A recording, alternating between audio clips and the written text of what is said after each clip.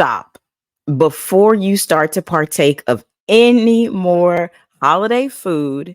Make sure that you check out the reasons why you would have any form of gut inflammation based on what you're being served around the holidays. Hey, it's Dr. Angela Cudger. Thank you so much again for tuning into the channel. If you're new to the channel, thank you for stopping by.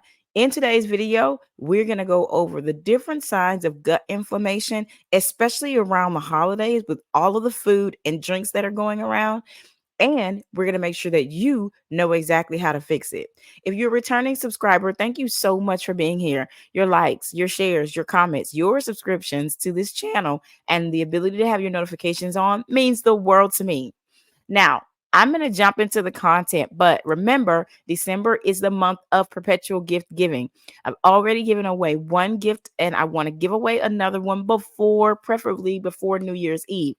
Every time you like a video on this channel, every time you type a comment, your name goes into the drawing to win a Christmas or a prize or present for the month of December.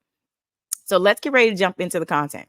All right. So when we're talking about gut inflammation, we are talking about spotting some telltale signs that maybe what you ate isn't something that your body particularly loves.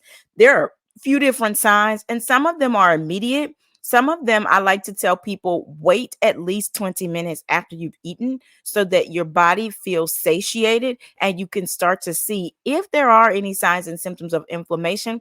They will more than likely show up at the 20-minute mark or slightly later. Now, the first thing you want to be aware of is gas and bloating. This one is the quickest one that will happen. If you eat too fast, or if you eat certain things, and in that list of things, I'm talking about soy-based products, gluten, dairy, wheat, and corn-based products, and even many of the meat products will actually cause bloating and gas. And if you eat in a less mindful state, you will get bloating and gas. Now, there's a bunch of ways to be able to avoid this, and we'll talk about that a little bit later. But this is one of the things that allows you to see that if there's excessive bloating and gas around the holidays or with holiday food, you probably want to be aware of all the different things that are on your plate and how those things are going to start to affect you. The next thing is going to be digestive discomfort. Now, by discomfort, I'm not just talking about gas and bloating because sometimes that can feel uncomfortable in the gut. Right now, I'm talking about things like cramping or sharp abdominal pains that can indicate that the gut might be inflamed or that your body's just not liking what you gave it. We have to remember that the body is always giving us signs, and food is information that shows the body what to actually do. Now, every piece of food that you take into your body, if you can imagine that it ends up growing up to be a cell on the body, maybe it becomes your skin, maybe it becomes your hair, your nails, your body system, cells in your body system. We want to make sure that we're aware of this. So anytime you have some kind of gut inflammation or gut dysfunction, you want to be aware of that as quickly as possible so that you can start to move towards a viable solution for it.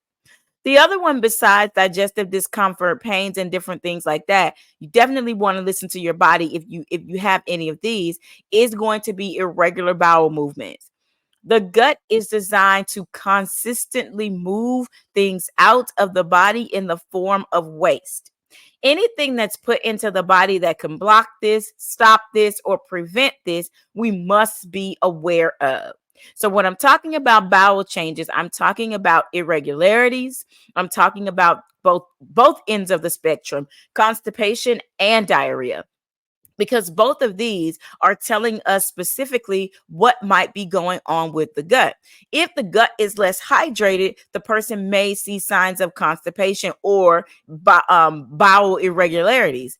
If the gut is has something that it's trying to get rid of relatively quickly and it's not trying to use or assimilate that thing, then we're talking about something sometimes in the form of diarrhea, where the body is just dumping it and it's trying to get it out of the system to keep the system healed and whole. Isn't the body amazing?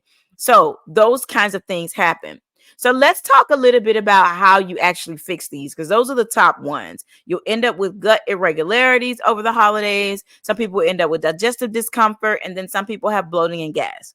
So let's talk a little bit about, well, how do you actually fix these? How do you actually make sure that you can avoid these altogether? Or if you do get them, how do you actually fix them? So let's talk a little bit about that. Well, the first thing to remember is that moderation is key. When you're invited out to different things, and if you're invited or you cook different kinds of foods, you have to remember that certain things digest at different times. And so adding everything or wanting a little bit of everything on your plate at once probably isn't going to be the best way to do this. You also, when you have several things on your plate at once, it's also challenging to determine what's the culprit when it comes to gut irregularities or bowel dysfunction. It's hard to determine which food actually caused the issue. So you want to take a little bit of each thing if you do decide to take everything, and then give yourself the opportunity to mindfully eat and see how you feel after you've eaten these things. The next thing you want to remember is that after you eat, you want to make sure that you give your body at least 20 minutes for your gut and your brain to communicate to say, we are full or we require more.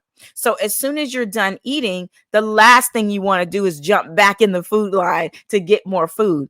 I know around the holidays, we can tend to see that foods and things are plenteous. So it's easy to say, oh my gosh, I want more. More is still available. I'm taking Tupperware home.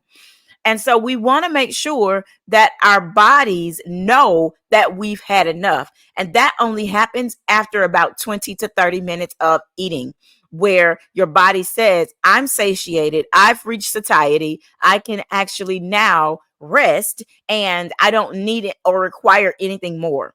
The other thing that's the caveat to this, and you want to make sure you, especially if you're someone who's trying to lose weight or not trying to gain more weight around the holidays, which is very easy because people can pack on calories and not necessarily do any kind of movement with it. And so we want to make sure that besides making sure that we wait 20 minutes and that we mindfully eat to avoid bloating and gas, we want to make sure that we are only eating until we're about 80% full. That's a little tidbit thing that I do. So I make sure that as I'm mindfully eating, I check in with myself regularly to say, I'm not full, but I think at this moment I'm very satisfied. So I don't require any more. And so those are the things that we want to really look at when we're thinking about, how do we make sure that we avoid these pitfalls during the holidays? The other thing is you want to make sure that you're choosing things that are fiber rich. You want to make sure that you're choosing options that make sure that your gut biome stays healthy. Your gut microbiome actually stays healthy.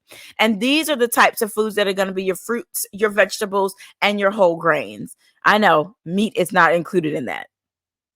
But you want to make sure that you're eating things that are rich in fiber to keep the gut consistently moving things out.